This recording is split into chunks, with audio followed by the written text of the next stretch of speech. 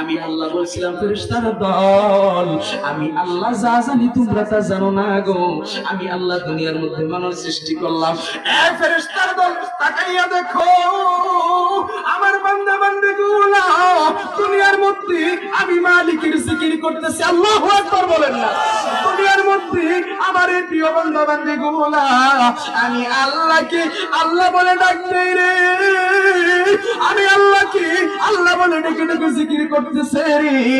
আমি আল্লাহ তো খুশি হয়ে গেলাম।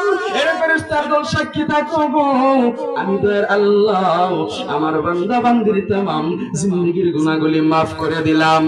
আওয়াজ দিয়া বলেন সুবহানাল্লাহ।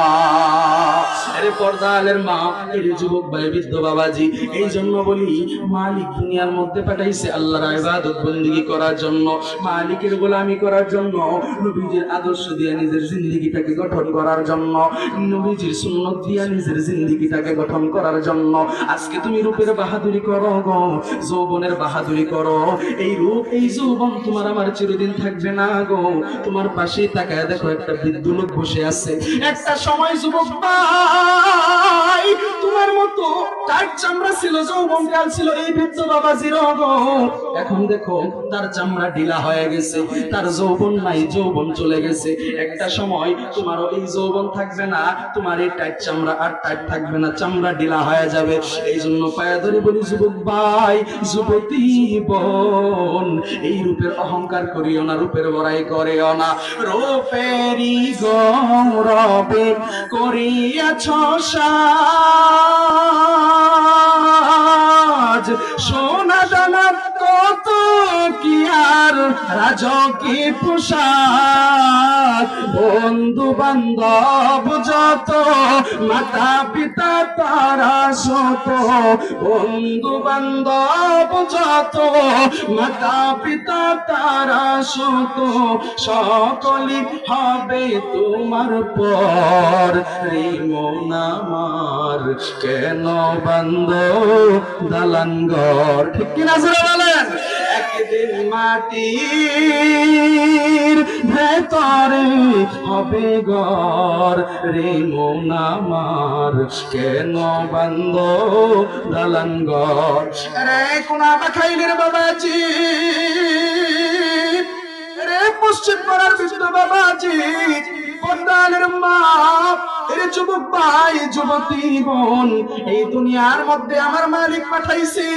মালিক পাঠায় ডাক দিয়ে বলে, বান্দা আমি আল্লাহ তোমাকে এত আদর করে যত্ন করে বানাইলাম। তোমাকে দুনিয়ার মধ্যে পাঠানোর পর এত সুন্দর নাজ নিয়ামত আমি আল্লাহ দান করলাম। বান্দা তুমি বারবার নাফরমানি করো, আমি আল্লাহর দরবারে একটাবার তওবা করো না।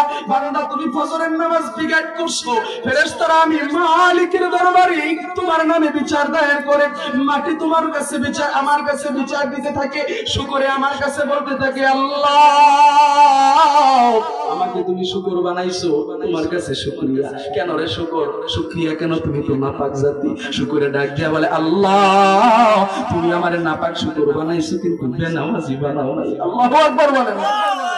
আরে বান্দা এত আদর করিয়া বানাইলাম, দুনিয়ার মধ্যে তুমি বান্দা বান্দি বারবার নাফরমানি করার পর একটা দিনের জন্য, একটা বেলার জন্য আমি দয়ার আল্লাহ তোর রিজিক বন্ধ করি নাই, অক্সিজেনটাও বন্ধ করি নাই, আমি আল্লাহ তোর লুকমাও বন্ধ করি নাই, আমি আল্লাহ তোর শ্বাস প্রশ্বাস বন্ধ করি নাই, আমি আল্লাহ তোর নাজ নিয়ামত বন্ধ করি নাই। এরপরেও কোন বান্দা আমি আল্লাহকে চিনো না, আমি আল্লাহকে ডাকো না, আমি আল্লাহর ইবাদত বندگی করো না, আমি আল্লাহর মসজিদে যাইয়া, মসজিদের মধ্যে যাইয়া যখন বান্দা আমি আল্লাহর কুদরতি কদমে সিজদায় লুটায়া পড়বারি, এরে বান্দা নানান দুনিয়ার মধ্যে ওই সিজদাকারী ব্যক্তির চাইতে দামি আর কোন ব্যক্তি দুনিয়ার মধ্যে কে হইতে পারে না। এত আদর করে বানাইলাম, এত আদর করে দুনিয়ার মধ্যে আমি আল্লাহ তোমাকে পাঠাইলাম, বারবার নাজ নিয়ামত আমি আল্লাহ দান করলাম, এত নিয়ামত দান করলাম, বারবার নাফরমানি করার পরেও আমি আল্লাহ তোমার রিজিক নিয়ামত বন্ধ করি নাই। এখনো সময় আছে বান্দা, আমি আল্লাহ তোমাকে হায়াত নামক নিয়ামত দান করলাম, সময় আছে গো বান্দা, আমি আল্লাহকে ডাকো, আমি আল্লাহর দরবারে ফিরে আসো। আমি আল্লাহ রাব্বুল আলামিনের দরবারে যদি না আসো, তাহলে দুনিয়ার মধ্যে আমি আল্লাহ পাঠাইলাম আখিরাতের বাজার বানায়া। এই দুনিয়ার মধ্যে যা পুঁজি কামাই করবা, নেক আমল নিয়ে যদি কবরে আসতে পারো, কবর হবে জান্নাতের বাগান। আর যদি বদ আমল নিয়ে আসো, কবরটা হবে জাহান্নাম। সাত বিচ্ছুর কথা কোন ঠিক কিনা? আরে 3.5 হাত মাটির ঘর, কারো আপন কারো পর, কারো হবে ফুলেরই বাগান, কারো বা হবে জাহান্নাম। কঠিন হবে সেই দিন তোমার না থাকিলে নেকি, ওই কবরে যেতে হবে, থাকবে না কেউ সাথী। থাকবে না কি জোরে বলে? আরে বান্দা, এই জন্য আমার আল্লাহ ডাক দিয়ে বলেন, আরে বান্দা বান্দি, আমি আল্লাহ তোমাদেরকে দুনিয়ার মধ্যে সৃষ্টি করে পাঠাইলাম। এখন আমি আল্লাহর ইবাদত বندگی কিভাবে করবা, আমি আল্লাহর ভালোবাসা কিভাবে পাইবা, আমি আল্লাহর কাছ থেকে ভালোবাসা কিভাবে নিবা, আমি আল্লাহর জান্নাত কিভাবে পাইবা, এটা আমরা জানতে চাই না বাজান? জোরে বলেন, জানতে চাই না? একবার জোরে তাকবীর দেন না, লিল্লাহি তাকবীর।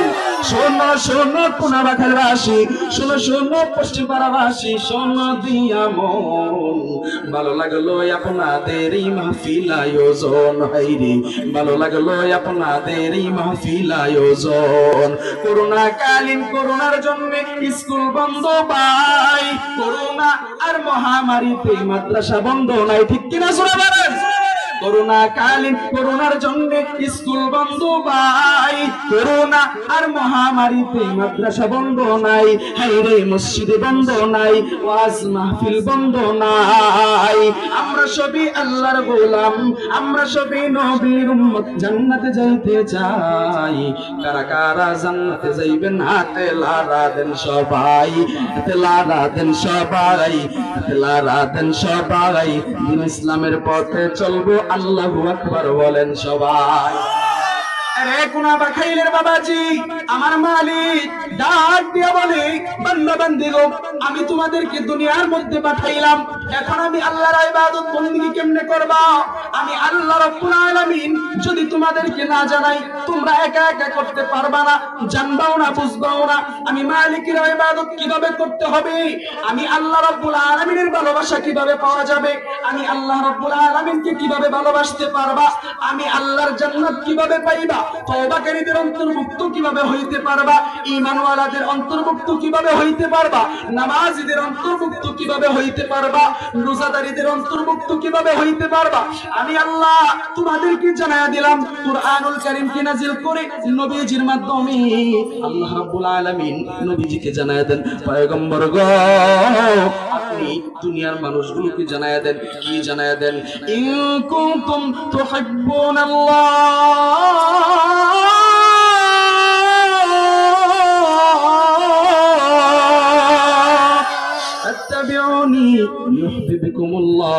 আল্লাহ রাব্বুল আলামিন জানায়া দেন, ও পয়গম্বর আপনি বলেন, দুনিয়ার মানুষগুলো যদি আমি আল্লাহর ভালোবাসা পেতে চায়, আল্লাহর ভালোবাসা যদি পেতে চান, আল্লাহকে যদি ভালোবাসতে চান, আল্লাহ রাব্বুল আলামিন ডাক দিয়ে বলেন, ফাত্তাবিউনি, তারা যেন আপনি রাসূলের ইত্তেবা করে, অনুসরণ করে। কার ইত্তেবা জোরে বলেন? প্রায় জমা এটা বলে থাকি। এবার আপনাদেরকে যেহেতু অনেক লোক সমাগম, অনেক সমাজের বাহিরের লোকজন এখানে আছে, ব্রাহ্মণ মাদ্রাসা মনে করবেন, কার ইত্তেবা অনুসরণ? নবীজির ইত্তেবা অনুসরণ। কার ইত্তেবা অনুসরণ? অর্থাৎ নবীজির সুন্নাত পালন দিয়া, নবীজির আদর্শ দিয়া নিজের জিন্দেগিকে গঠন করতে হবে। এখন আপনি আমি নবীজির সুন্নাত মানি না, আদর্শ মানি না, একটা যুবকের মাথার চুলের দিকে তাকাইলেই বোঝা যায় সে আদর্শ নবীজিরটা মানে না, আদর্শ আর স্টাইল মানে মেসি, রোনালদো, নেইমার আর শাকিব খানের। কথা কথা কি ভুল বললাম বাজান? যারা বলেন ভুল বললাম, কথা সঠিক, কথা বলে হক লাগে না ডক, সেই না কেউ করবে ফক। এই জন্য হক কথা লাগে তিক্ত, আপনাদের শুনতে হবে। যদি হজম করতে পারেন, ওয়াল্লাহি তাল্লাহি বিল্লাহি, আপনার নিয়ত যদি ঠিক থাকে, আল্লাহর কসম করে বলি, আপনার এই সঠিক নিয়তের কারণে এই মাহফিল থেকে বিদায় হওয়ার আগে আগে আপনার নিয়তকে কবুল করে আল্লাহ রাব্বুল আলামিন আপনাকে হেদায়েতের নূর দান করে দিবেন। তাহলে ইত্তেবা অনুসরণ কার? নবীজির। নবীজির ইত্তেবা অনুসরণ অর্থাৎ সুন্নত আদায়ের মাধ্যমে, সুন্নত পালনের মাধ্যমে, নবীজির আদর্শ অনুসরণের মাধ্যমে, নবীজির আদর্শ দিয়ে নিজের জিন্দেগিকে গঠন করতে হবে, নবীজির সুন্নত দিয়ে নিজের জিন্দেগিকে গঠন করতে হবে। যখনই একটা বান্দা বান্দি নবীজির আদর্শ দিয়া, নবীজির সুন্নত দিয়া নিজের জিন্দেগিকে গঠন করবে, তখনই এই বান্দার ঘরে শান্তি, বাহিরে শান্তি, সমাজে শান্তি, রাষ্ট্রে শান্তি।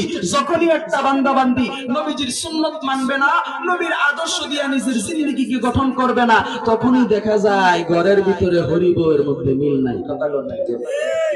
স্বামী স্ত্রীর মধ্যে মিল নাই। কারণ কি? বেনামাজির সংসার।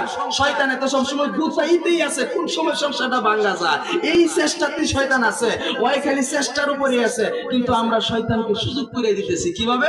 নবীজির সুন্নত মানি না, আল্লাহর কোরআন পড়ি না, নামাজও পড়ি না। আমরা ঘরের ভিতরে এখন তো আর টেলিভিশন লাগে না, শয়তানের বিশাল বড় এক বাস্কু ঘরের ভিতরে টানানো থাকে। আর এখন শয়তানের বাস্কু ঘরের ভিতরে লাগে না, ওই 32 ইঞ্চি 26 ইঞ্চি এখন 6 ইঞ্চি মোবাইলের ভিতরে সব বিকে গেছে। কথা কোন ঠিক কিনা? আর মসজিদে আজান দিলে পরে নামাজের সময় আমরা মসজিদে যাব না, মসজিদের সামনে দিয়েই যাব। ওয়াজ মাহফিলে যাব না, ওয়াজ মাহফিলের গেটের সামনে দিয়েই যাব।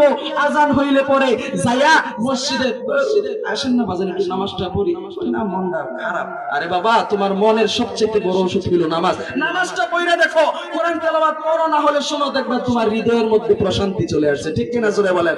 আর নামাজের সময় নামাজে আসবে না, বাজারে যাইয়া চায়ের স্টলে বসে টিভি সিনেমা দেখবে আর চা খাইবে, বিড়ি সিগারেট খাইবে, পায়ের উপরে পা তোলা। কথা বলেন ঠিক কিনা? এই জন্য মসজিদ মাদ্রাসার পাবলিক টয়লেট যেগুলো আপনারাও মাঝে মধ্যে চেক করেন, আমি মাঝে মধ্যে দেখি, এই মসজিদ মাদ্রাসার পাবলিক টয়লেট গুলাও বাকি নাই, ভিতরে যায় দেখেন বিড়ির মুতা কারে কয়। কথা বল ঠিক কিনা? এই জন্য আমি মাঝে মধ্যে বলি, তোরা দেখ দেখলে চাহিয়া বিড়ি করে বিড়ি টানে টয়লেটে যাইয়া। ঠিক কিনা জোরে তো? আমি নিজে প্রমাণিত। কিছু ওয়াজ আর কিছু ওয়াশ এগুলা করা লাগে, বলা লাগে উদাহরণ স্বরূপ, না হলে বুঝবেন না। আপনারা কি কষ্ট পাচ্ছেন বাজান? এজন্য দেখেন আমার দিক তাকান, কবি যে বলছে শুধু শুধু বলে নাই, বাস্তব প্রমাণ নিয়ে বলছে, তোরা দেখ দেখতে চাহিয়া বিড়ি করে বিড়ি টানে টয়লেটে যাইয়া। আরে বাস সিএনজি উঠলে গাড়ি এমন জোরে টানে বিড়ি টানে না? চ্যাংরা ফোলা মুরব্বী বাবাজিরা বসা থাকে, মা বোনেরা বসা থাকে, ওলামায়ে কেরাম থাকে। দোকানের মধ্যে যাবে বাবার বয়সী, দাদার বয়সী মুরব্বী দোকানদার, চ্যাংরা ফোলায় যুবক মানুষ যা বলবে চাচা চাচা। দোকানদারের মনটা তো ফেরে জুড়ে গেছে, এমন বজ্রগরের সন্তান আমি তো দেখি নাই। যে ডাকটা দিছে আমার আপন বাতি যাইব, ডাকটা যায় না। কথা কোন ঠিক না? ডাক দিছি কো চাচা, বাজান বলো চাচা একটা স্টার দে। কি দেন? স্টার দেন। চাচা তো ব্যাকুল হয়ে গেছে পরে, ওই কইলো কি আর করলোটা কি? এই জন্য বলি, বাসিএনজি উঠলে গাড়ি এমন জোরে টানে বিড়ি, বাসিএনজি উঠলে গাড়ি এমন জোরে টানে বিড়ি গো, বাথরুমেতে টানলে নাকি বেশি মজা পাই। ঠিক কিনা জোরে কর? আরে বাথরুমেতে টানলে নাকি বেশি মজা পাই। তোরা দেখ দেখতে চাহিয়া বিড়ি করে বিড়ি টানে টয়লেটে যাইয়া। আল্লাহ যেন এই সমস্ত কুরুচিপূর্ণ বেয়াদবিমূলক কাজ থেকে আপনাকে আমাকে সকলকে হেফাজত করেন, হেদায়েত দান করেন। সবাই পড়ি আমিন, আরো জোরে পড়ি আমিন। এই জন্য আদর্শ মানতে হবে নবীজির। কার আদর্শ? জোরে বলেন। নবীজির আদর্শ দিয়ে নিজের জিন্দেগিকে গঠন করতে হবে। আরে পর্দার মা, যুবক ভাই, বৃদ্ধ বাবাজি, এইবার দেখো চক্ষু দুইটাকে মোমের মতো নরম বানাইতে পারো কিনা, অন্তরটাকে পাথরের মতো আর শক্ত রাখো না। আজকে তুমি দুনিয়ার লোভের মধ্যেই পড়ে আছো রে বান্দা, একটাবারও চিন্তা করলা না যেই নবীকে আল্লাহ স্বয়ং ভালোবাসতে বলছেন, ওই নবীজিকে ভালোবাসা ছাড়া আল্লাহর ভালোবাসা পাওয়া যাবে না। আজকে তুমি ওই নবীজির আশিক হইতে পারলা না, ওই নবীজিকে চিনলা না, যেই নবী দিনের পর দিন না খাইয়া পেটের মধ্যে পাথর বাঁধছে রে ভাই। ওই নবীর প্রেমে তুমি মনটা না মজাইয়া কার প্রেমে মনটা মজাও গো। আমার নবীর সুন্নত দিয়ে নিজের জিন্দেগিটাকে গঠন করো গো। আমার নবী কত কষ্ট করছেন, কত কষ্ট করছেন। দিনের দাওয়াত দিয়া আমার নবী একদিন বাড়ির দিকে রওনা হইল। আমি এবার মদিনার দিকে চলে যাচ্ছি, আপনারাও একটু মদিনার দিকে চলে যান, একটু নবীজিকে স্মরণ করেন, আল্লাহর কথা ভাবেন, জাহান্নামকে ভয় করেন। দেখেন দেখেন 2 ফোঁটা চোখের পানি নিয়ে আপনার চোখ দিয়া বাহির হয় কিনা গো, দেখেন 2 ফোঁটা চোখের পানি ছেড়ে ছেড়ে আল্লাহর দরবারে কাঁদতে পারেন কিনা গো। এই জন্য বলি পাথরের মতো মনটাকে আর শক্ত বানায় রাখেন না, পাথরের মতো চক্ষুটাকে আর শক্ত বানায় রাখেন না, মোমের মতো নরম বানায় দেন। হে রাসূল তোমায় ভালোবাসি অন্তরে শুধুই মুখে না, জান্নাতের আশায় নয় হে রাসূল, জাহান্নাম কেউ ডরি না। তোমায় পাওয়ার আশায় মন ছুটে যাই মদিনায়। আল্লাহু আকবার। তোমায় পাওয়ার আশায় মন ছুটে যাই মদিনায়, এ আশিকে দিদার দাও না আর দূরে থাকিও না, এ আশিকে দিদার দাও না আর দূরে থাকিও না। হে রাসূল তোমায় ভালোবাসি অন্তর শুধুই মুখে না, জান্নাতের আশায় নয় হে রাসূল, জাহান্নাম কেউ ডরি না। রে যুবক ভাই, রে বৃদ্ধ বাবাজি, পর্দার মা গো, আমার নবী একবার দিনের দাওয়াত দিয়া বাড়ির দিকে রওনা হয়। পথে পথে মা ফাতেমার বাড়ি পড়লো গো। মা ফাতেমার বাড়ির ভিতরে নবীজি ঢুকছে, হাসান হোসেনকে দেখার উদ্দেশ্য করিয়া ঘরের ভিতরে বাড়ির ভিতরে ঢুকিয়া দরওয়াজার সামনে দাঁড়াইয়া মা ফাতেমাকে ডাক দিল, ডাক দিয়া বলল মা দরওয়াজাটা খোল, হাসানকে দেখবো হোসেনকে দেখবো। ভিতর থেকে কোনো জবাব নাই। আবার ডাক দিয়া বলল মা দরওয়াজাটা খোল, হাসানকে দেখবো হোসেনকে দেখবো। ভিতর থেকে কোনো জবাব নাই। নবীজি এবার কেন্দে কেন্দে বলে মা গো কি অন্যায় করলাম রে মা, কি অন্যায়ের কারণে তুমি দরওয়াজাটা খুলো না গো, কি অন্যায় করলাম রে বা। ফাতেমা ঘরের ভিতর থেকে দৌড়ে আসে দরজার সামনে, দরওয়াজার সামনে দাঁড়াইয়া পর্দার আড়াল থেকে দরজার ভিতর থেকে ডাক দিয়া বলে বাবা আপনি তো অন্যায় করতে পারেন না, আপনি রহমাতুল লিল আলামিন, আপনি সাইয়্যিদুল মুরসালিন, ইমামুল মুরসালিন, খাতামুন নবীন, মানবতার মুক্তির দূত সাইয়্যিদুনা নবী মুহাম্মদুর রাসূলুল্লাহ, সবাই পড়ি সাল্লাল্লাহু আলাইহি ওয়াসাল্লাম। ওগো বাবা আপনি কেন ডাক দিছেন, কেন আমি দরজা খুলি নাই? মেয়েদের যখন বিবাহ হয়ে যায়, যখন শ্বশুর বাড়িতে শুনে বাবা আসছে ভাই আসছে, মেয়েরা আনন্দে আত্মহারা হয়ে যায়। ওগো বাবা আপনি যখন ডাক দিছেন আমি দৌড়ায় দরওয়াজার সামনে আসছি, দরওয়াজাটা খুলে ওগো বাবা গো, কিন্তু আমি ফাতেমা দরওয়াজাটা খুলে যে আপনি নবীর সামনে দাঁড়াবো, আপনার সামনে দাঁড়ানোর মতো পর্যাপ্ত পরিমাণে বস্ত্র আমি ফাতেমার পরিধানে নাই। আওয়াজ দিয়া বলেন সুবহানাল্লাহ। এরা যুবতী বোন পর্দার মা, অল্প একটু ছিদ্র থাকার কারণে, পর্দা না থাকার কারণে নিজের বাবার সামনে ফাতেমা, যে ফাতেমা দুনিয়ার মধ্যে জান্নাতের সার্টিফিকেট পাওয়া গেছে, জান্নাতি মহিলাদের সর্দারনি হবে গো, ওই ফাতেমা তার নিজের বাবার সামনে আসে নাই। অল্প একটু পর্দা না থাকায় তুমি আজকে কিসের রূপের বাহাদুরি করো, কিসের যৌবনের অহংকার করো গো, বেপরদা অবস্থায় তুমি রাস্তাঘাটে চলাফেরা করো। আহারে পর্দার মা, ও মা বোনদের স্বামী যারা আছেন, বড় ভাই যারা আছেন গো, কঠিন কিয়ামতের ময়দানে আপনার এই আদর আর আদর থাকবে না। আপনার এই আদরের সন্তান বেনামাজি আর বেপরদা সন্তান আপনার নামে আল্লাহর কাছে বিচার দিবে, ডাক দিয়া বলবে আল্লাহ আজকে আমি একাই জাহান্নামে যাব না, জাহান্নামের গেটের মধ্যে আমার ভাই স্বামী আমার মা বাবাকে শোয়ান, এদের বুকটা পাড়াইয়া সাথে নিয়ে জাহান্নামে যাব। নাউজুবিল্লাহ বলেন না। এরে যুবতী বোন, এরে পর্দার মা, এরে বৃদ্ধ বাবাজি, ফাতেমা ডাক দিয়ে বলে বাবা আপনার সামনে যে দাঁড়াবো আপনার সামনে দাঁড়ানোর মতো পর্যাপ্ত পরিমাণে বস্ত্র আমি ফাতেমার পরিধানে নাই। নবীজির গায়ের মধ্যে একটা বাড়তি চাদর ঝোলানো ছিল। নবীজি দরওয়াজার ফাঁকা দিয়া ফাতেমাকে চাদরটা দিল, দিয়া বলল মা এই নে চাদর গায়ের মধ্যে পরিধান করিয়া দরওয়াজাটা খুলে দি। দরওয়াজার ফাঁকা দিয়া ফাতেমা চাদরটা নিয়ে গায়ের মধ্যে পরিধান করিয়া দরওয়াজাটা খুলে দিল। নবীজি সালাম দিয়া ঘরের ভিতরে প্রবেশ করলো। ঘরের ভিতরে ঢুকিয়া মা ফাতেমার চেহারার দিকে তাকাইয়া আমার আপনার প্রিয় নবী বছর জোরে কান্না শুরু করে দিছে গো। ফাতেমা ডাক দিয়া বলে বাবা ব্যাপার কি? আপনি কেন চোখ বেয়ে বেয়ে পানি পড়ে গো? আপনি কেন কান্নাকাটি করতেছেন? নবীজি ডাক দিয়া বলে মা সালাম দিয়া ঘরের ভিতরে প্রবেশ করলো। ঘরের ভিতরে প্রবেশ করিয়া তার চেহারাটা দেখে বড় কষ্ট লাগে রে মা। বলে বাবা কি হয়েছে? আরে মা তোর চক্ষু দুইটা গর্তের ভিতরে ঢুকে গেছে রে মা। তোর চেহারাটা কেন শুকিয়ে গেছে রে মা? মনে হয় আজকে কয়দিন পর্যন্ত তুমি ফাতেমা খাবারও পাও না। আল্লাহু আকবার বলেন। মনে হয় আজকে তুমি ফাতেমার পেটের মধ্যে কয়দিন ধরে খাবার নাই। ফাতেমা ডাক দিয়া বলে বাবা আমি ফাতেমা যদি দিনের পর দিন না খায় মারা যাই আমি ফাতেমার কোনো আফসোস নাই, কোনো আফসোস নাই।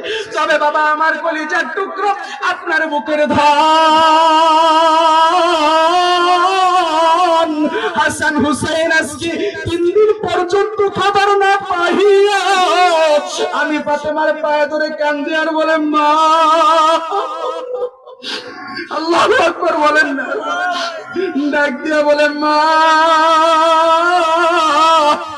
পেটটা কেমন পিঠের সাথে লেগে গেছে মা।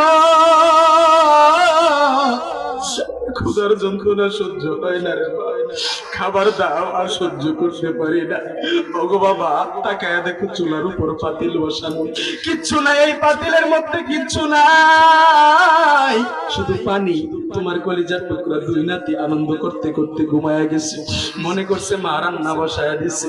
ওগো বাবা বলো গো, ঘুম থেকে জাগ্রত হইয়া যদি বলে মা খাবার হইছে নি, ও বাবা বলো আমি সন্তানদের কাছে কি জবাব দিব গো? ওগো বাবা বলো আমি কি জবাব দিব? নবীজির কণ্ঠের আওয়াজ শুনিয়া হাসান হুসাইনের ঘুম ভেঙে গেছে।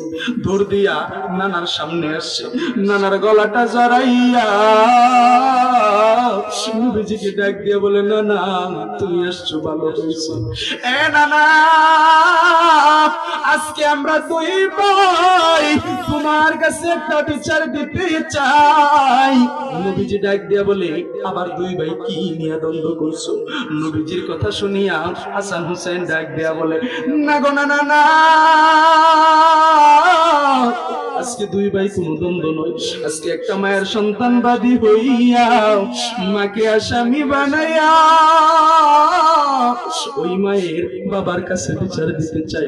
নানা গো বলো তোমার মেয়ের বিচার তুমি করতে পারবানি? নবীজি ডাক দিয়া বলে নাতি আমি শ্রেষ্ঠ ইনসাফ গাছ, আমি নাতি দেখবো না, আত্মীয় স্বজন সন্তান দেখবো না, যার যে বিচার হওয়া উচিত আমি সেই বিচারই করব। নবীজির এই কথা শুনিয়া হাসান হুসাইন নবীজির সামনে দাঁড়ায় গেছে। আল্লাহু আকবার বলেন। নবীজির সামনে হাসান হুসাইন দাঁড়াইয়া পেটের উপর থেকে কাপড়টা সরাইয়া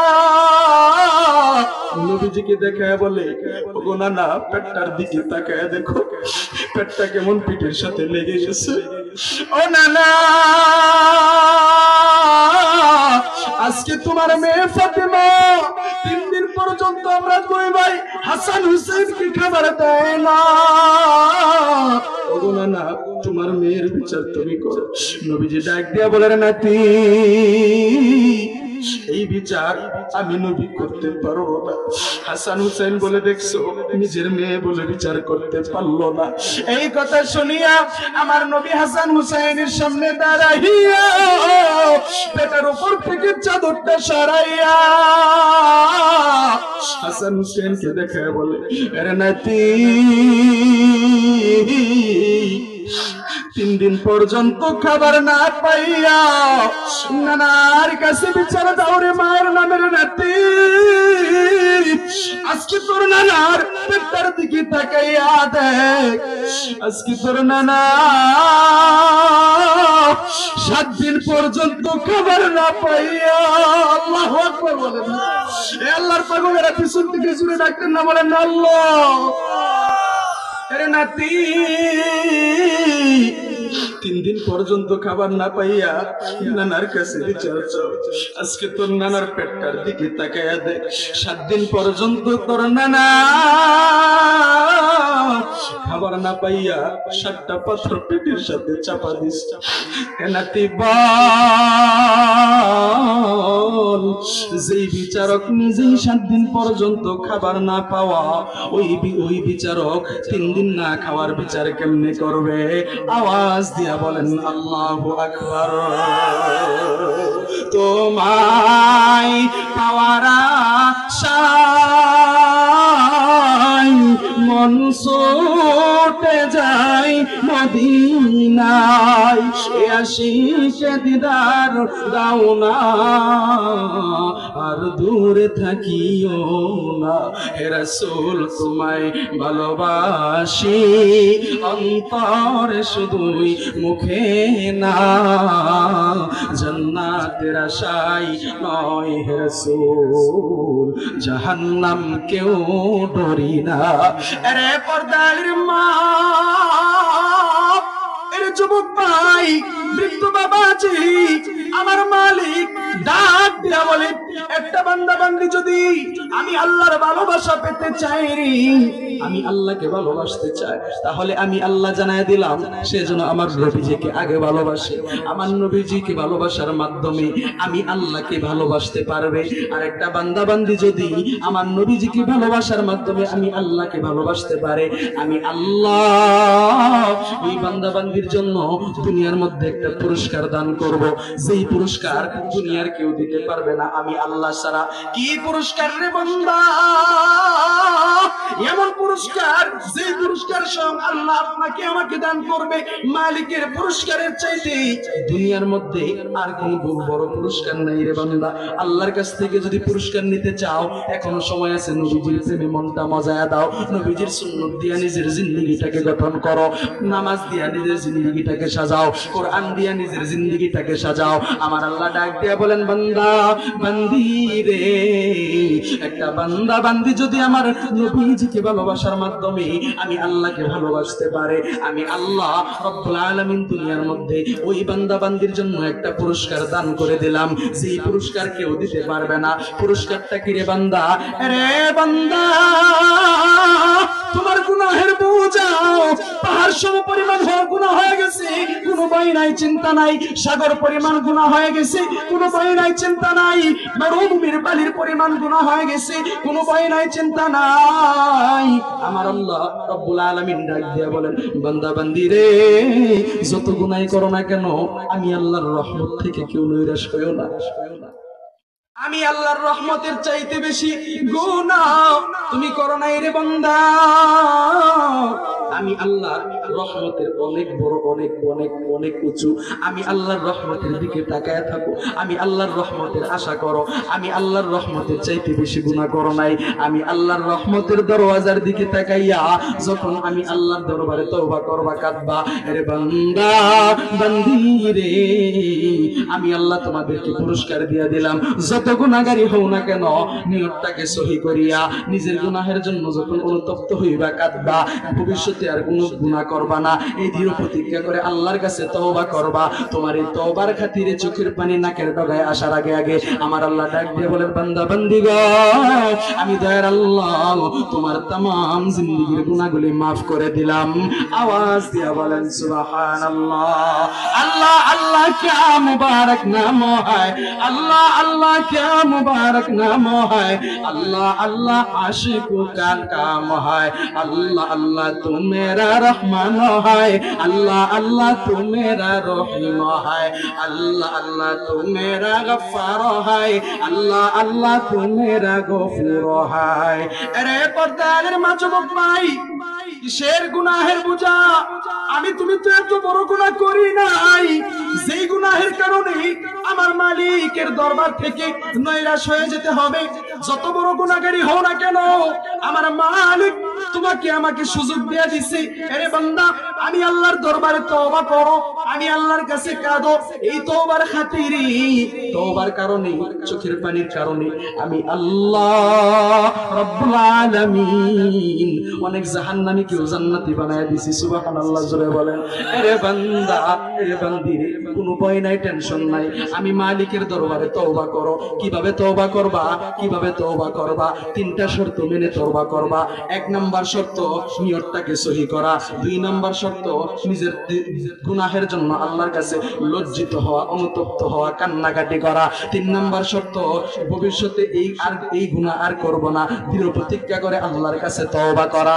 এইভাবে তিনটা শর্ত মেনে যখন একটা বান্দা বান্দি মালিকের দরবারে তওবা করবে গো, চোখের পানি নাকের ডগায় আসার আগে আগে আমার দয়ার আল্লাহ তামাম জিন্দেগীর গুনাহগুলি মাফ করে দিবে। শুধু তাই নয়, নিজের জিন্দেগীর গুনাহগুলি মাফ করে দিয়া নেকির দ্বারা আমার আল্লাহ পরিবর্তন করে দেবে। সুবহানাল্লাহ, জোরে বলেন। মালিক ইবনে দিনার রাহমাতুল্লাহি আলাইহি বিখ্যাত একটা মনীষী, বিশাল বড় বুজুর্গ ছিল। বুজুর্গ আল্লাহর ওলি হওয়ার আগে মদ্যপায়ী ছিল, অনেক বড় গুনাহগার ছিল। একটা সময় তওবার খাতিরে আমার দয়ার আল্লাহ মালিক ইবনে দিনার কি আল্লাহর ওলি বানায় নিছে, আল্লাহ রাব্বুল আলামিন ওলিতে পরিণত করে দিছে।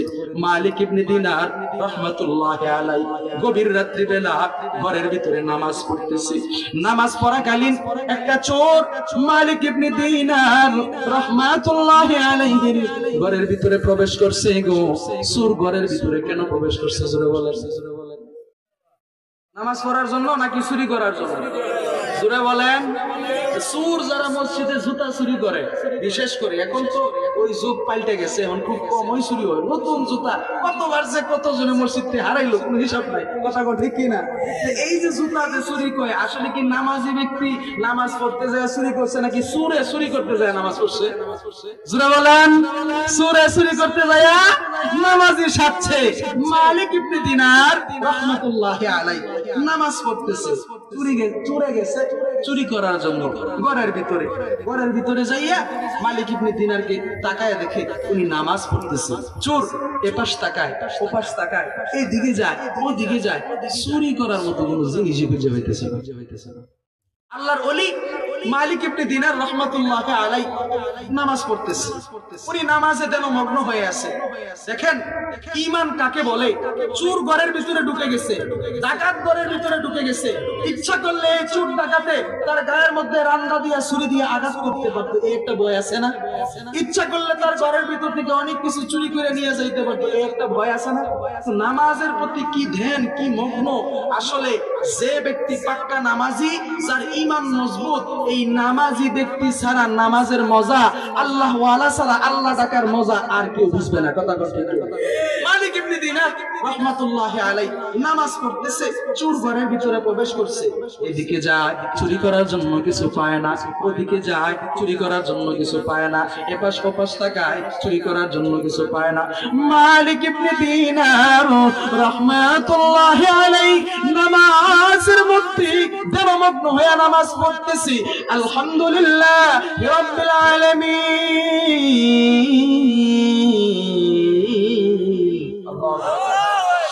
আর রহমানির রহিম।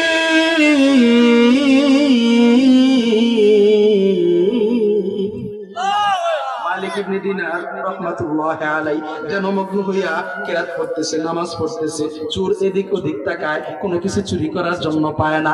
যখন কোনো কিছু পায় না, চোরেও আর ঘরের থেকে বাহির হয় না। মালিক ইবনে দিনার রাহমাতুল্লাহি আলাইহি নামাজটা সালাম ফিরে শেষ করলো। আসসালামু আলাইকুম ওয়া রাহমাতুল্লাহ,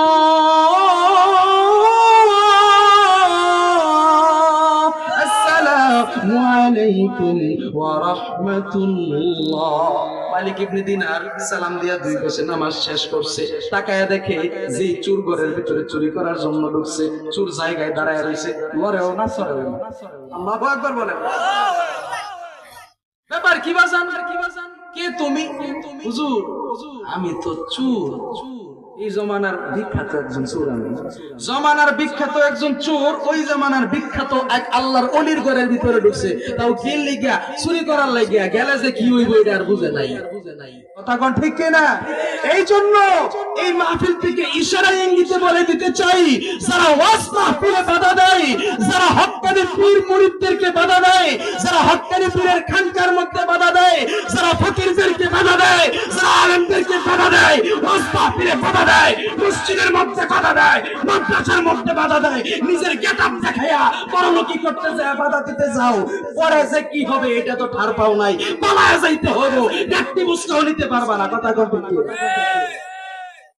ফকিরদেরকে অবহেলা করবেন না, সব পীর মুরিদদেরকে অবহেলা করবেন না। আল্লাহর ওলি যারা, পীর মাশায়েখ যারা, আলেম যারা, এদের উসিলায় আল্লাহ দুনিয়াটাকে জিন্দা রাখছে এখনো। আপনি ওলামায়ে কেরামকে, ফকিরকে, পীর মাশায়েখকে, আল্লাহর ওলিকে দেখতে না পারলেও রাস্তার দুই পাশের পুকুরের মাছ আর রাস্তার পিপিলিকা, এই ওলামায়ে কেরাম, আল্লাহর ওলির মাদ্রাসার ছাত্র, পীর মাশায়েখের জন্য দোয়া করতে থাকে, বলতে থাকে, আল্লাহ এদেরকে বাঁচায় রাখছো বিধায় আমরা বাঁচিয়ে রইছি, যেদিন এরা থাকবো না এদিন দুনিয়ায় থাকবে না। কথা কোন ঠিক? এই জন্য এই বাবরির লাগে কত মাহফিল যে আমার ক্যান্সেল হয়ে যায়, বুঝাইবো বাপ। এরপরে ইউটিউব ঘাটাঘাটি করছে, হুজুর কোন তরিকা। এই বাবরি দেখলে মনে করে এই যে গেছে গা অমুক লাইনে তমুক লাইনে। না, হক্কানি পীর মুরিদি দুনিয়ায় নাই, হক্কানি ফকির নাই দুনিয়াতে। এদের মুরিদ হবেন, এদের সোহবতে থাকবেন, আপনার দিলের ভিতরে আল্লাহ ঈমানের নূর জ্বালায়া দিবে। কথা বলেন ঠিক কিনা? না, আমরা হক্কানি পীর মুরিদদের কাছে যাব না, হক্কানি পীরের মুরিদও হইব না, হক্কানি ফকিরদের হাত ধরেও চলবো না, ওনাদের খানকার মধ্যে যাব না। আমরা যাব যাত্রাপালার গায়নের মধ্যে, ডিস্কো নাচ, যেখানে লেডিস আর জন্টিসে উঠতে পার্কে নাচ গান করে। কথা কোন ঠিক কিনা? মসজিদ মাদ্রাসার জন্য, মাহফিলের জন্য টাকা ছিটাইতে, টাকা দিতে গেলে গায়ের মধ্যে বেজে যায়, কিন্তু যাত্রাপালা আর গানের মধ্যে টাকা দেয় যখন ছিটায় ছিটায়, তখন আর গায়ের মধ্যে বাজে না। কথা বলেন ঠিক কিনা? আল্লাহ তাআলা যেন আমাদেরকে হেদায়েত দান করে, সহি বুঝ দান করে। সবাই পড়ি আমিন। এই জন্য বলি, হক্কানি পীরদের মুরিদ হবেন, হক্কানি ফকিরদের সোহবতে থাকবেন। এখানে অনেকেই আছেন পীর ফকিরি করেন, মাশাআল্লাহ, আলহামদুলিল্লাহ, আপনাদের জন্য দোয়া করি, আপনারাও আমার জন্য দোয়া করবেন। আপনারা চালিয়ে যান, হকের পক্ষে হবে, আল্লাহ যেন কবুল করে। সবাই পড়ি আমিন, আরো জোরে পড়ি আমিন। কষ্ট পাইলেন কেউ বাজান? মালিক ইবনে দিনার রাহমাতুল্লাহি আলাইহি নামাজের মধ্যে সালাম ফিরাইছে, সালাম ফিরাইয়া তাকায়া দেখে চোর জায়গায় দাঁড়ায় রইছে। বাজান তুমি কে? বলে হুজুর আমি তো চোর। কেন আসছো বাবা? চুরি করার জন্য? বলে হ্যাঁ হুজুর আমি চুরি করার জন্য আসছি। বলে চুরি করতে আইসা কোনো কিছু পাইছো? বলে হুজুর না, কোনো কিছু তো পাই নাই। কোনো কিছু পাইছো? না হুজুর, কোন এটা তো পরে বলে দিব। আপনি বয়ানের মাঝখানে বারবার উঠতেছেন, বয়ানের মাঝখানে কি করবেন? এটা বলে দেওয়ার টাইম আছে, একদম মাহফিল শেষ 12:30টার পরে এটা এলাম হবে। বয়ানের মাঝখানে কোনো এলাম হবে না, 12:30টার পরে, 12টার পরে। তো মালিক ইবনে দিনার রাহমাতুল্লাহি আলাইহি জিজ্ঞাসা করলো, বাবা তুমি কি কোনো কিছু পাইছো আমার ঘরের মধ্যে? বলে না হুজুর কোনো কিছু পাই নাই। বলে বাজান কিছু পাইবাও না। আল্লাহু আকবার বলেন না। বলে বাজান কোনো কিছু পাইবাও না। বলে হুজুর কেন? মালিক ইবনে দিনার রাহমাতুল্লাহি আলাইহি চোরকে ডাক দিয়া বলে, চোর বাবাজি, রে আল্লাহর গোলাম, রে আল্লাহর বান্দা, তুমি যখন আমার ঘরের ভিতরে প্রবেশ করলা চুরি করার জন্য, কোনো কিছু পাও নাই, কোনো কিছু পাইবাও না। কারণ কি জানো বাবাজি? বলে কি? বলে এই দুনিয়াদারি কোনো কিছু আমি জমা করি নাই। আল্লাহু আকবার বলেন। তুমি যে আমার ঘর থেকে চুরি কইরা একটা জিনিস নিয়ে যাইবা, রে এরকম জিনিস আমি দুনিয়ার মধ্যে আমি মালিক ইবনে দিনার জমা করি নাই, রাখি নাই। সুতরাং আমার ঘরের মধ্যে তুমি কিছু পাইবাও না। চোর বাবাজি কি মালিক ইবনে দিনার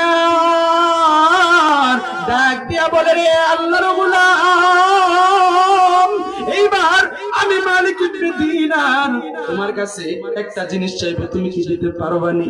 মালিক ইবনে দিনার রাহমাতুল্লাহি আলাইহি এই কথা বলার পর চোর ডাক দিয়ে বলে, আল্লাহর ওলি কি জিনিস আপনি আমার কাছে চাইবেন? জানি না দিতে পারবো কিনা, তবে বলেন শুনি কি জিনিস আপনি চান? মালিক ইবনে দিনার রাহমাতুল্লাহি আলাইহি ডাক দিয়া বলে, আল্লাহর গোলাম আমার ঘরের ভিতরে ঢুকলা, চুরি করার জন্য তুমি কিছু পাও নাই, আমি কথা দিলাম আমার ঘরে কিছু পাইবও না। এখন আমি তোমার কাছে একটা জিনিস চাইবো। বলে কি হুজুর, কি জিনিস? আল্লাহর ওলি ডাক দিয়া বলে, রে আল্লাহর গোলাম, তোমার কাছে কি আল্লাহর আখিরাতের কোনো মাল সামানা আসেনি? আল্লাহু আকবার। আরে আল্লাহর গোলাম, তোমার কাছে কি আখিরাতের কোন পাথেও আসেনি? আখিরাতের কোন মাল সামানা আসেনি? ওগো আল্লাহর গোলাম, তোমার কাছে যদি আখিরাতের কোন মাল সামানা থাকে, কোন পাথেও থাকে, আমাকে দাও, আমি আল্লাহর কাছে ফিরে যাব, আমি আল্লাহর ইবাদত করব, আমি আল্লাহকে ডাকবো। চোর তো আশ্চর্য হয়ে যায়, অবাক জোরে চোখ বেয়ে বেয়ে কান্দে। হুজুরের পায়ের মধ্যে পড়ে গেছে, পায়ের মধ্যে পড়িয়া হুজুরকে ডাক দিয়া বলে, হুজুর বুঝতে পারি নাই আল্লাহর ওয়ালা যারা, আল্লাহর প্রেমে মগ্ন যারা, নামাজি যারা, রোজাদার যারা, ঈমানওয়ালা যারা, এদেরকে দুনিয়ার লোভের কাছে পরাজিত করা যায় না। ওগো আল্লাহর ওলি, আমার ভুল হয়ে গেছে, আমি আর চুরি করব না, আমাকে তাড়াতাড়ি তওবা করায়া দেন। আল্লাহর ওলি চোরকে গোসল করায়া, ওযু বানাইয়া, পবিত্র বানাইয়া ফজরের টাইমে মসজিদের মধ্যে নিয়ে গেছে। ফজরের টাইমে যখন মসজিদের মধ্যে চোরকে নিয়ে গেছে, সমস্ত মুসল্লিরা অবাক হয়ে গেছে। ব্যাপার কি? জামানার সবচাইতে বিখ্যাত মনীষী আল্লাহর ওলি মালিক ইবনে দিনারের সাথে জামানার সবচেয়ে নিকৃষ্টতম চোর কেন আসলো? বুঝলাম না ব্যাপারটা। আল্লাহর ওলি নামাজ পড়িয়া সালাম ফিরছে। ফজরের নামাজের পরে সমস্ত মুসল্লিদেরকে সামনে নিয়ে বসছে।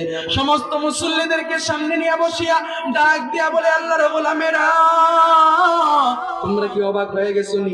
বলে, হ্যাঁ হুজুর, অবাক হওয়ারই কথা।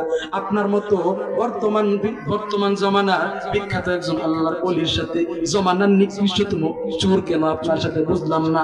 আল্লাহর ওলি ডাক দিয়ে বলে, আল্লাহর গোলামের দল, এই চোর রাত্রেবেলা গেছিল আমার বাড়িতে চুরি করার জন্য। চুরি করতে যাইয়া কোনো কিছুই তো আমার ঘরের মধ্যে পায় নাই। আমি আল্লাহর ওলি, আমি মালিক ইবনে দিনারের হাতের মধ্যে পড়ে গেছে, বুঝতে পারে নাই কি হয়ে যাবে। কিন্তু চোরে আমার ঘরে গেছিল চুরি করার জন্য, কোনো কিছু পায় নাই। কিন্তু আমার দয়ার আল্লাহ, আমি মালিক ইবনে দিনারের মাধ্যমে এই চোরের মনটাই চুরি করায় নিছে। সুবহানাল্লাহ জোরে বলেন। আরে আল্লাহর গোলাম, সমস্ত মুসল্লিদের সামনে ওই চোরকে আল্লাহর ওলি তওবা করায়া, কালিমা পড়াইয়া, তওবা করাইয়া মালিকের দরবারে আমলনামা দিয়া দিলেন। মালিক ইবনে দিনারের কাছে তওবা করলো। একটা সময় দেখা যায় ওই জমানার সবচেয়ে বড় চোরটাও তওবার খাতিরে আল্লাহ রাব্বুল আলামিনের দরবারে আল্লাহর ওলিতে পরিণত হয়ে গেছে। তাহলে আপনার আমার তওবা করা লাগবে না বাজান? লাগবে না বাজান? আমরা কি বিশাল বড় চোর? আমাদের নামটা কি জাহান্নামের খাতার মধ্যে উঠাই গেছে এমন গুনাহ করছি? আমরা কি অনবরত শুধু জিনাই করতে থাকি? আমরা কি অনবরত চায়ের স্টলে বসে শুধু টিভি সিনেমা দেখতেই থাকি? আমরা কি সব সময় উলঙ্গ অবস্থায় চলি? এমন অবস্থা হয়, আমরা কি দিনে একবারও আল্লাহর ঘর মসজিদে নামাজ পড়তে যাই না? তাহলে এত বড় গুনাহগারী হয়ে গেছি যে আল্লাহর কাছ থেকে আপনি মাফ পাবো না? আল্লাহ বলেন, ইয়া ইবাদিয়াল্লাযীনা আসরাফু আলা আনফুসিহিম লা তাকনাতু মির রাহমাতিল্লাহ।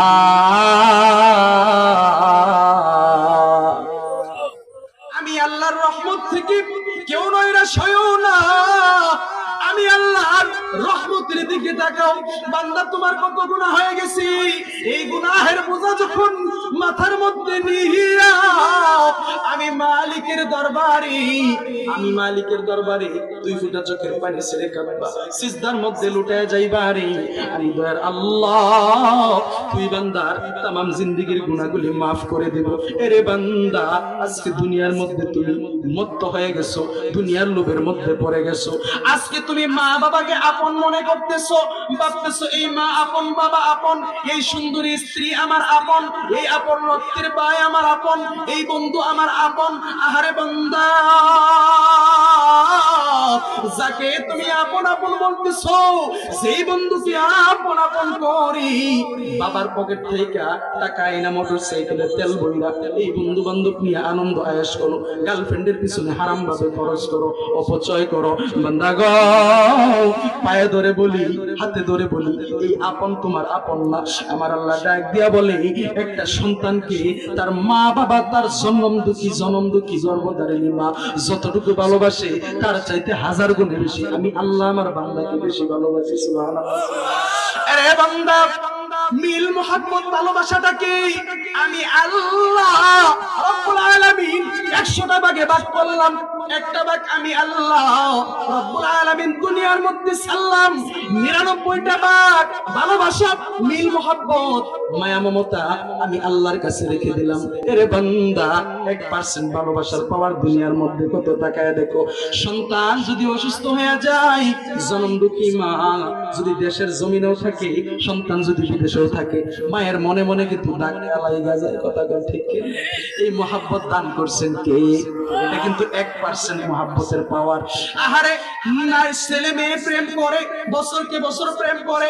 আহারে বান্দা, পায়ে ধরে বলি রে যুবক ভাই, যে মেয়ের সাথে তুমি প্রেম করো, যে ছেলের সাথে যুবতী বোন তুমি প্রেম করো, এই হারাম রিলেশন না কইরা এই প্রেমের অর্ধেকটা সময় যদি আল্লাহর রাস্তায় কাটাইতা, যৌবনকালে আল্লাহর ওলি হয়ে যাইতা। কথা বল ঠিক কি না? না, ওইটা করবে না।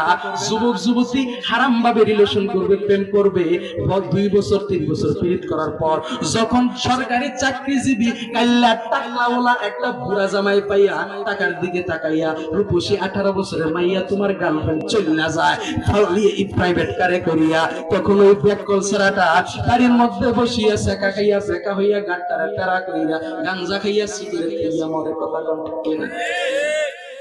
এই ফিরিতের কোনো লাভ আছে বাজান? এই জন্য বললাম, এর অর্ধেক টাইমটা যদি আল্লাহর রাস্তায় দিতেন, আল্লাহর সাথে খরচ করতেন, নবীজির সুন্নাত পালন করতেন, এর অর্ধেক আপনা থেকে আপনা আল্লাহর দরবারে আপনি আল্লাহর ওলিতে পরিণত হয়ে যাইতেন। সুবহানাল্লাহ জোরে বলেন। না, ওইটা আমরা করব না। আমরা এই হারাম ভাবে টাকা খরচ করব, আমরা হারাম রিলেশন করব। আল্লাহ যেন এই হারাম কাজ থেকে আপনাকে আমাকে হেফাজত করে। জোরে বলেন আমিন। 1% ভালোবাসার পাওয়ার ছেলে মেয়ে সহ্য করতে পারে না।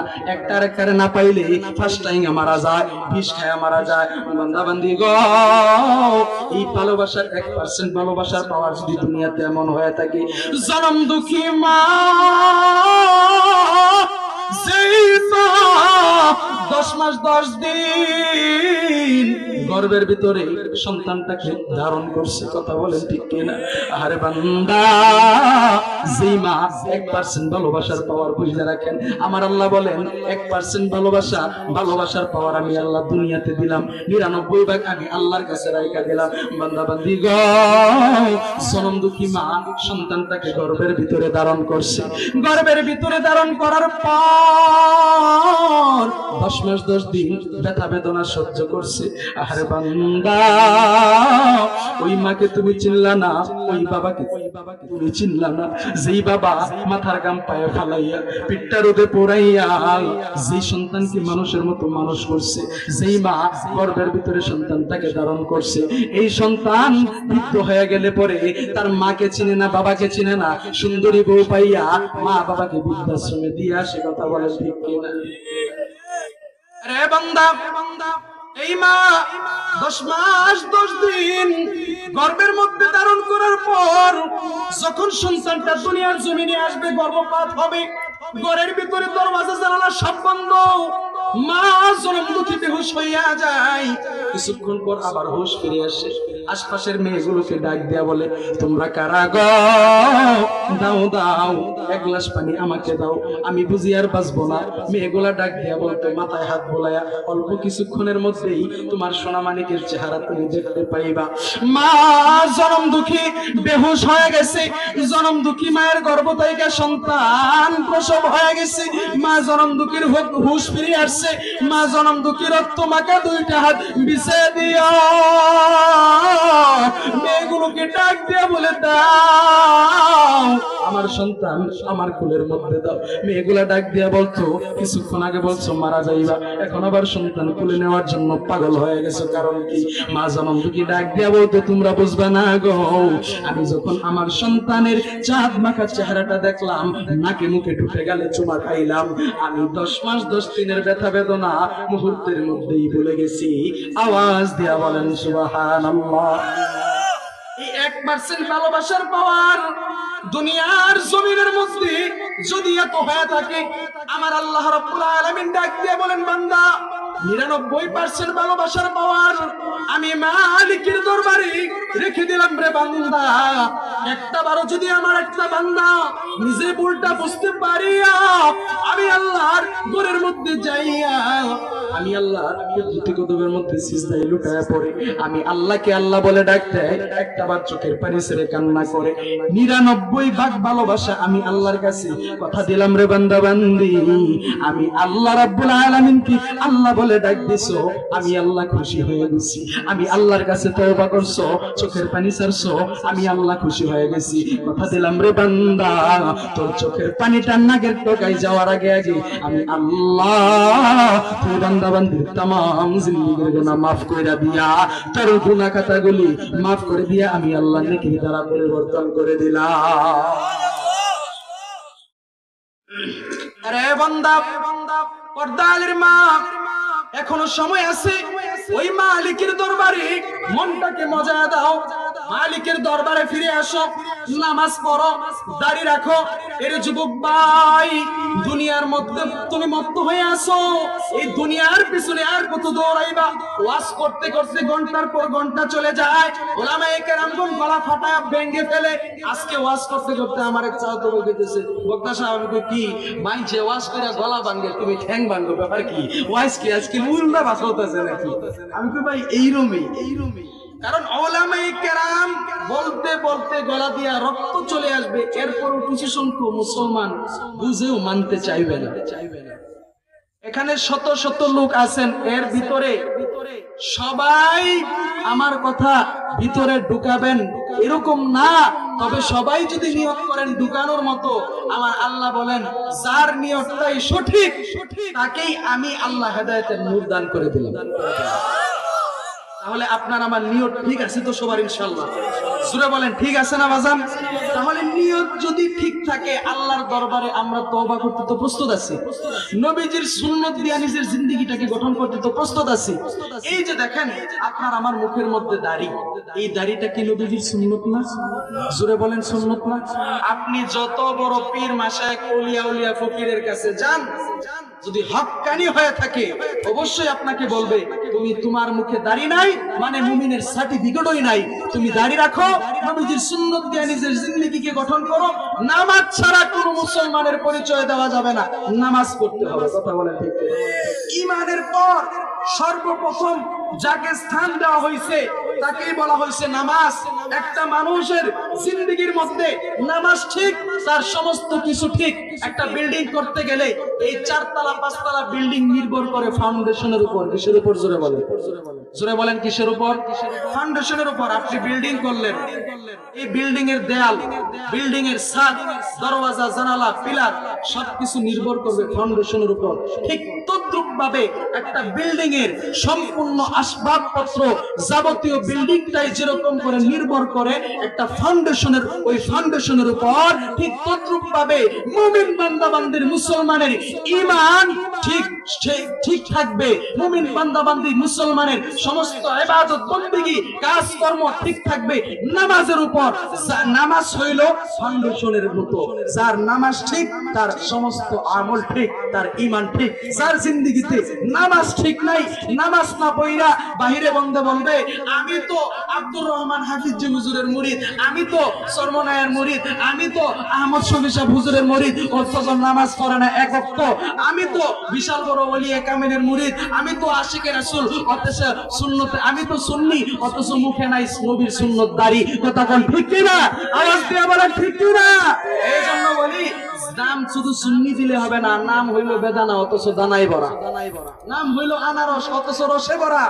শুধু সুন্নি নাম দিলেই হবে না, আপনার ভিতরে সুন্নত থাকতে হবে। কথা বলেন ঠিক কি না? এই জন্য বলি একটা মানুষের জিন্দেগিতে যদি নামাজ ঠিক থাকে, আপনার জিন্দেগিতে নামাজ ঠিক রাখবেন, আপনার সমস্ত ইবাদত বন্দেগী, রাষ্ট্র, সমাজ, ঘর বাড়ি সব কিছু ঠিক হয়ে যাবে। কথা বলেন ঠিক কিনা? এই জন্য এই যে নবীজির সুন্নত দাড়িটা, আমরা তো এখানে যারা আসছি আমরা সকলেই মুসলমান। আমার অনেক মাহফিলের মধ্যে অনেক হিন্দুরাও যায় বয়ান শুনে, আলহামদুলিল্লাহ বলেন।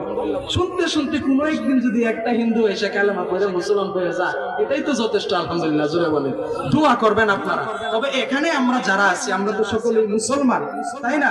আমাদের সকলের তো মরতে হবে, কবরের মধ্যে যেতে হবে। দুনিয়াতে আসার সময় সিরিয়াল আছে, কিন্তু যাওয়ার সময় কোনো সিরিয়াল নাই।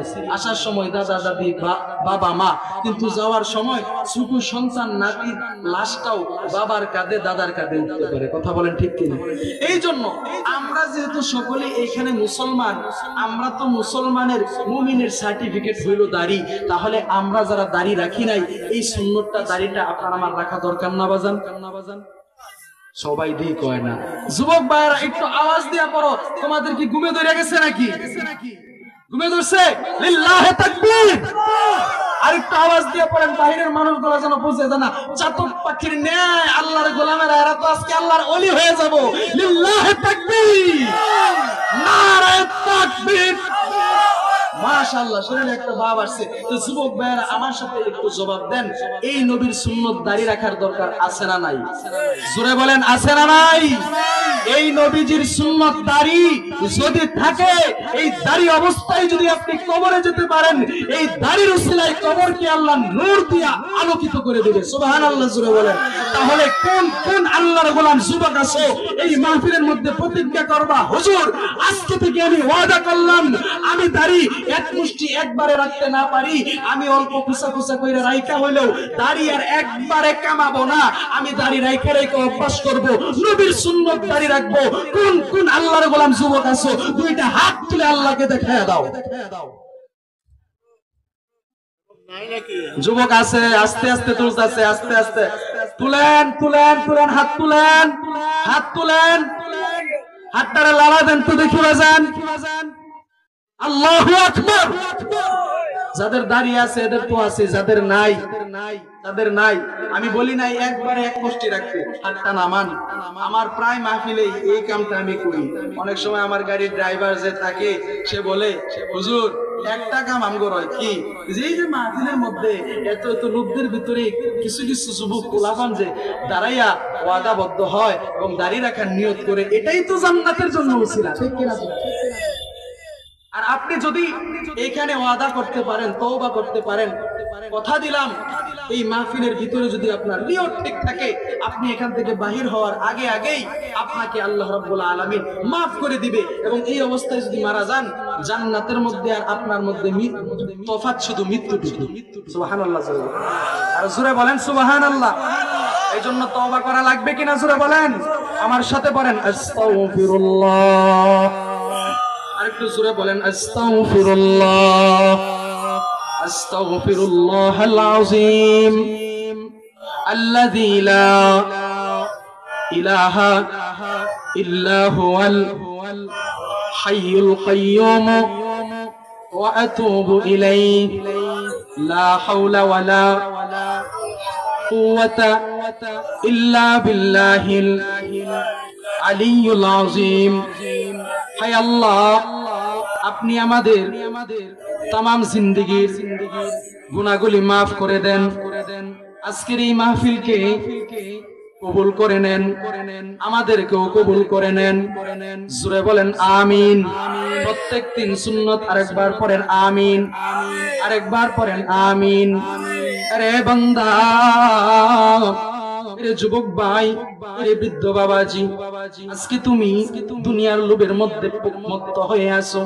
কিসের যৌবনের অহংকার করো গো, কিসের দুনিয়ার মধ্যে পড়ে আছো? দুনিয়ার এই রং তামাশা রঙ্গলীলা তোমার আমার জন্য চিরস্থায়ী না।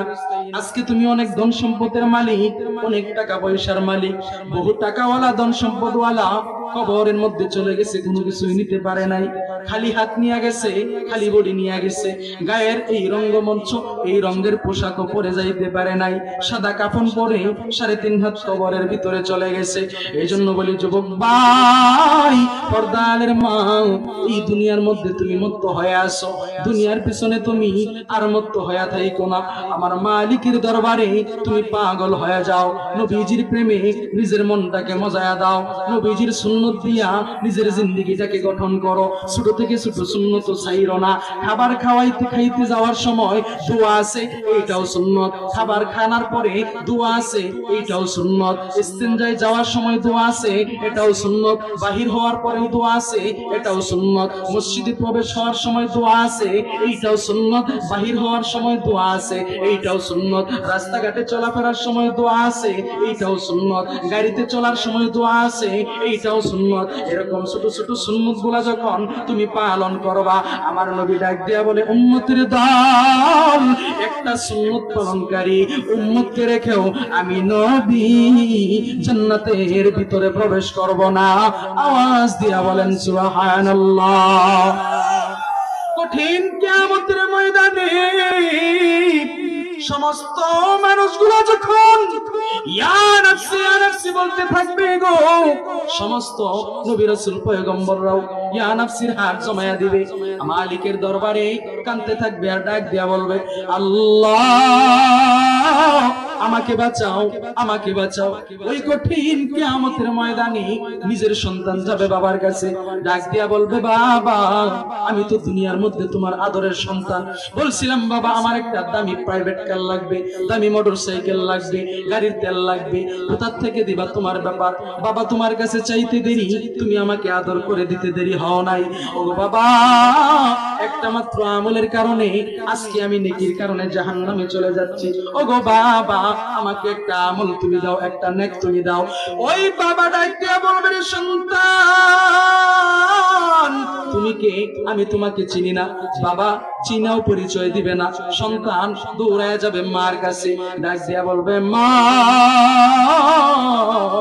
দুনিয়ার মধ্যে যদি আমি অসুস্থ হয়ে গেছি, পাগল পারা হয়ে গেছো, উড়ন্ত কেশে চিহ্ন শীর্ণ ভাবে অবস্থায় দৌড়ায় ডাক্তারের কাছে ছুটে গেছো, আব্বা বাড়িতে না থাকলে খেতে খামারে বাড়ি বন্ধে চলে গেছো, বাবাকে ডাইকায় না বলছো, আমার আদরের সন্তান তো অসুখে গা জ্বর ফেটে যাচ্ছে, তাড়াতাড়ি ওষুধ আনো।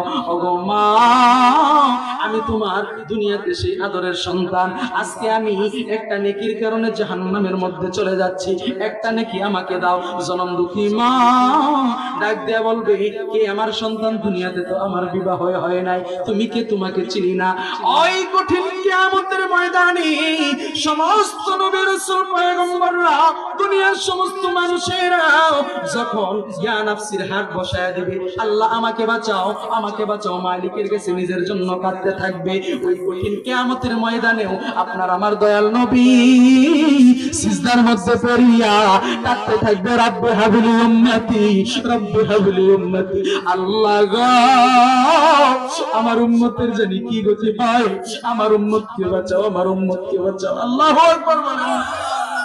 ওগো আল্লাহ আমার উম্মতকে বাঁচাও, আমার একটা গুনাহগার উম্মতকে রাখিয়া আমি নবী জান্নাতের মধ্যে যাব না।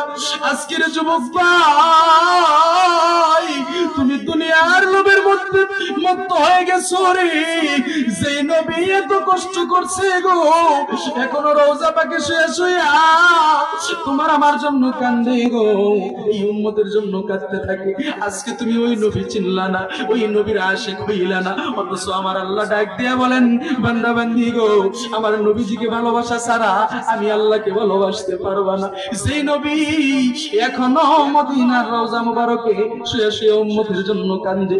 কঠিন কিয়ামতের ময়দানে সবাই যখন যার যার চিন্তায় মগ্ন হয়ে কাঁদতে থাকবে, আল্লাহর কাছে ক্ষমা চাইতে থাকবে, বলতে থাকবে, আল্লাহ আমাকে বাঁচাও, বাঁচাও, আমাকে বাঁচাও। ওই কঠিন কিয়ামতের ময়দানেও নবীজি তার সন্তানের জন্য কাঁদবে না, ফাতেমার জন্য কাঁদবে না, আবু বকরের জন্য কাঁদবে না, উমরের জন্য কাঁদবে না, হাসানের জন্য কাঁদবে না, হুসাইনের জন্য কাঁদবে না, হাদিজার জন্য কাঁদবে না, নিজের জন্য কাঁদবে না, কাঁদবে শুধু এই গুনাহগার উম্মতের জন্য।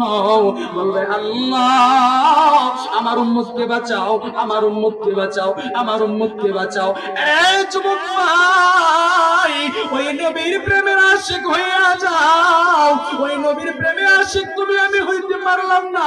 খাঁটি আশিক ছিল আবু বকর, কথা বলেন ঠিক কিনা? খাঁটি আশিক ছিল উমর, খাঁটি আশিক ছিল আবু বকর, খাঁটি আশিক ছিল হযরত আবু বকর, খাঁটি আশিক ছিল আলী হায়দার, খাঁটি আশিক ছিল ওসমান, খাঁটি আশিক ছিল বেলাল রাদিয়াল্লাহু তাআলা আনহু। পর্দালের মাযবুব ভাই, নবীজি সাল্লাল্লাহু আলাইহি ওয়াসাল্লাম ইন্তেকালের পূর্ব মুহূর্তে দরওয়াজার মধ্যে কে যেন করাঘাত করলো। মা ফাতেমাকে নবীজি ডাক দেয়া বলে, মা গো, কে যেন ঘরের ভিতরে প্রবেশ হওয়ার জন্য অনুমতি চাইতেছে, দরওয়াজাটা খুলে দাও, অনুমতি দিয়া দাও। ফাতেমা দরওয়াজার সামনে গেল, দরওয়াজাটা খুলে দিল। বুঝার চেষ্টা করব, চক্ষু দুইটা মোমের মতো নরম বানায় দিব, এদিক ওই দিক নজর করব না, বক্তার কণ্ঠের দিকে নজর করব না, কি ঘটনা বলল, কি বলল, কি বলতেছে এই দিকে নজর করব না। নজর একটাই থাকবে, যা বলতেছে কোরআন হাদিস মাফিক কিতাবাদি অনুযায়ী সত্য বলতেছে, এই ঘটনা শুনে কান্না করতে হবে, কেঁদে কেঁদে আল্লাহর কাছে কাঁদতে হবে, তওবা করতে হবে। ঘটনা শুনতে থাকবো, চোখের পানি ছেড়ে কাঁদতে থাকবো, আর নিজের গুনাহের জন্য আল্লাহর কাছে অনুতপ্ত হইব। পারবো না বাজান? জোরে বলেন, পারবো না বাজান? এরে যুবক ভাই, পর্দানের মা মা ফাতেমা দরওয়াজার সামনে চাইয়া দরওয়াজাটা খুলিয়া নবীজিকে ডাক দিয়া বলে, বাবা গো, এমন আকৃতি সুরতের একটা মানব যার সুরতের সাথে মক্কা মদিনার কারো সুরতের কোনো মিল নাই। ওগো বাবা, এটাকে নবীজি ডাক দিয়া বলে, হাজা মালাকুল মাউত, এ হলো মালাকুল মাউত আজরাইল, অনুমতি দিয়া দাও। ফাতেমা ডাক দিয়া বলে, বাবা এতদিন যাবত আপনি অসুস্থ, আজরাইল আসে নাই, আজকে কেন আসছে আমার বুঝার বাকি নাই। নবীজি ডাক দিয়া বলে, ফাতেমা তুমি যদি অনুমতি না দাও, আল্লাহ রাব্বুল আলামিনের পক্ষ থেকে আজরাইল অনুমতি প্রাপ্ত। এটা আমি নবীর সম্মানের দিকে তাকাইয়া, আমি নবীর সম্মানের দিকে তাকাইয়া অনুমতি চাইতেছে, অনুমতি দিয়া দাও। আজরাইলকে অনুমতি দিয়া দিল। আসসালাতু ওয়াসসালামু আলাইকা ইয়া রাসূলুল্লাহ, আসসালাতু ওয়াসসালামু আলাইকা ইয়া হাবিবাল্লাহ, সাল্লাল্লাহু আলা মুহাম্মদ সাল্লাল্লাহু আলাইহি ওয়াসাল্লাম, সাল্লাল্লাহু আলা মুহাম্মদ সাল্লাল্লাহু আলাইহি ওয়াসাল্লাম। নবীজির মাতা আমিনা, আল্লাহু আকবার বলেন না, নবীজির মাতা আমিনা, নবীজির দুধমা হালিমা, নবীজির পিতা আব্দুল্লাহ, নবীজির রওজা মদিনা, সাল্লাল্লাহু আলা মুহাম্মদ সাল্লাল্লাহু আলাইহি ওয়াসাল্লাম। রে মদিনার বাসীগণ, তোমরা যে কত ভাগ্যবান, তোমার বুকে শুয়ে আছে দুজাহানের মহাজন, সাল্লাল্লাহু আলা মুহাম্মদ সাল্লাল্লাহু আলাইহি ওয়াসাল্লাম, সাল্লাল্লাহু আলা মুহাম্মদ সাল্লাল্লাহু